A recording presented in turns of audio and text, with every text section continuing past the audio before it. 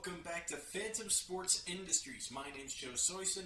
I'm a content contributor for Fantom Sports Hockey page, and today, well, October is over, so I thought I'd make a post about the NHL season, a sort of power ranking video to discuss where I think teams are at roughly 10 games into the season. So with that in mind, let's cue up some music and jump right into things.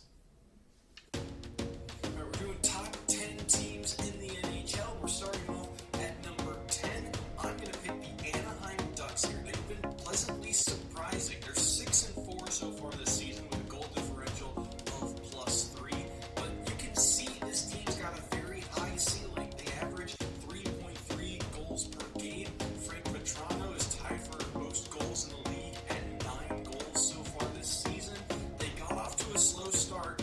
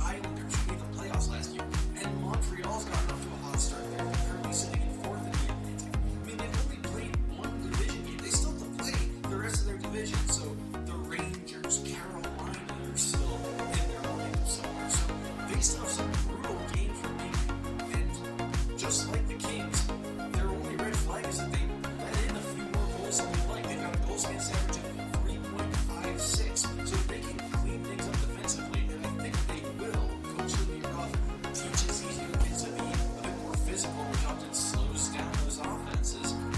They're a squad with a very high ceiling. Now, the other question mark is Jack Hughes himself got hurt in that St. Louis game they just played. But if he's able to come back quickly from that injury, there's a lot to like about the Devils, and it's why I'm keeping them at number 7. And number 6, the Colorado Avalanche. Look, they're not that far removed from their Stanley Cup run 2 years ago. The core is still there, performing at a very high level. It's one of the best minutes starting 5 or 6 in the league. They're 7-2 so far this season. Goal differential of +11. But the red flag, I think, for them is a fatigue/depth factor. Their 2 losses, they were shut out in both of them. And I think you could tell in those 2 losses that the top line just kind of runs out of gas. They were playing at such a high quality in those previous games that it's hard to sustain that level. And that's where I think the depth needs to step up. Lines 3 and 4 have been a little quiet for Colorado. It's still a question mark to them for the regular season as to if this iteration will work or not. So that's the one question mark I really have with them, is that can the depth, lines 3 and 4, elevate this team, take some of the burden off of that top line? If they do, it's a really high squad, but it's still too early to tell. That's why I've got Colorado at number 6 in the NHL. And number 5, the surprise team of the year. Every year in the NHL, there's one team that catches everyone off guard, and I think we found it. The Vancouver Canucks are popping right now. 4.6 goals per game average, plus 24 goal differential. That's number 1 in the league in both categories. And Demko so far is having a career season. 1.79 goals against average, 94 save percentage. Fantastic numbers to see. Now, the only thing about Vancouver is that it's been an easy schedule for them. They only played 2 teams that were playoff teams last year. Edmonton twice, I believe one of those games was without Connor McDavid, and they played Tampa without Andrei Vasilevsky. So there is that asterisk of ease of schedule here, but so far Vancouver has knocked the schedule out of the park. They look fantastic. 2 consistent, solid scoring lines. Demko's playing great.